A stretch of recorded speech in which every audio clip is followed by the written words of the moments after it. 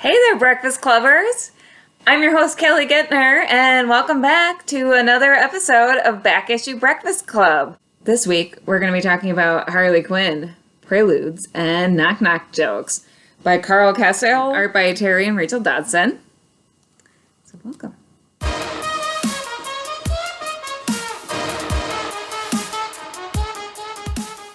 So this book came out in 2007. Up front, I'm going to tell you, I could probably spend at least an hour dissecting everything about this book. I really enjoy it.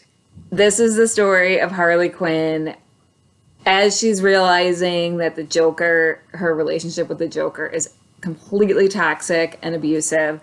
And as she's starting to break out on her own and become a villain in her own right and just become her own woman. And this story works on multiple levels. First of all, for the rating, the story is teen and up because it does deal with some more adult themes. The violence is not completely over the top, but it's a Harley Quinn book. You kind of have to expect the violence. So definitely not for the younger children, but I would say it's appropriate for teenagers and above. And Harley Quinn is a fascinating character. She started out as a psychologist, clinical psychologist for, well, most of you know that story. Fell in love with the Joker and went clinically insane. And she kind of has this theory that love is a little like being clinically insane. It's interesting how she leans into that theory. It's fascinating to see the story of a woman who is trying to put herself back together as she's trying to come to terms with the fact that the man she's been in love with and obsessed with is bad for her. It's fun because that woman is Harley Quinn, and Harley Quinn is a really fun character, and she still maintains a lot of her Harleyness. She's still got some whimsy. She gets this really new hideout, great new hideout that is just, you can see a little bit of it there. And also props to Terry and Rachel for just, they had so much fun with the fact that Harley is a gymnast.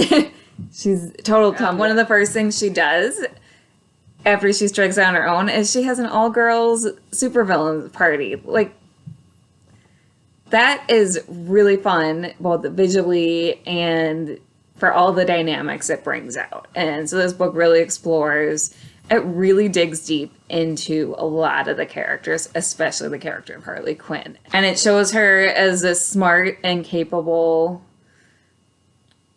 not hero, smart and but she's kind of the hero of this book in her own way. It shows her as smart, capable.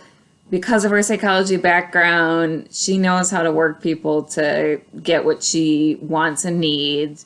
And she knows how to read people, which makes it even more interesting that it took her so long to see the signs of the Joker. But it shows that even the smartest people can fall for someone who is toxic for them. And that's absolutely true in real life. And the art is just fantastic. Like, Terry and Rachel are really well known in the comic world, and there's a reason they get so much work. Like, they just have this art feels like the good old days of the DC animated universe, in my opinion, which I absolutely love.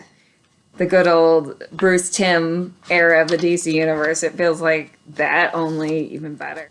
So you have like a nice action piece with Harley, and she's just really flipping around the pages, somersaulting around. It's beautiful. But again, they're just digging into the real dramatic and emotional beats of, well, what does she do now?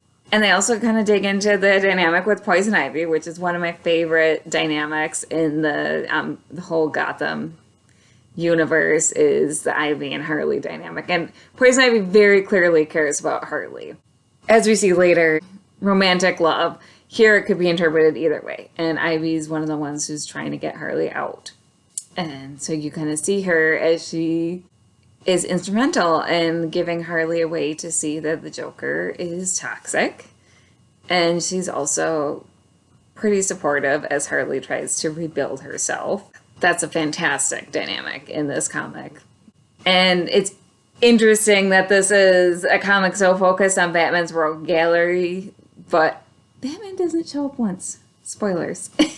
So if you're looking for a Batman book, this is not it. But if you're looking for just a great Harley Quinn book that shows how far the character has come since her days as being the Joker's right-hand girl, this is it. If you're looking for a book that explores what it's like to get out of an abusive relationship and rebuild yourself, also it. And it manages to have a sense of humor and be fun and funny and without taking the subject matter lightly, which is a really fine line to walk. And I think they walk it beautifully. So Harley Quinn, if you are even a little bit curious about Harley Quinn or a Harley Quinn fan, this is must read.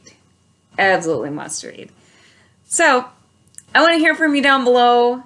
Let me know what you're reading this week. Let me know what you would like me to cover next. If there are any characters that you're curious about and you just don't know where to start, let me know.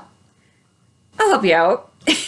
I love giving recommendations, and I would absolutely love to hear from you. So please hit that like button, share, subscribe, do the thing. Do all the things. So thanks for watching.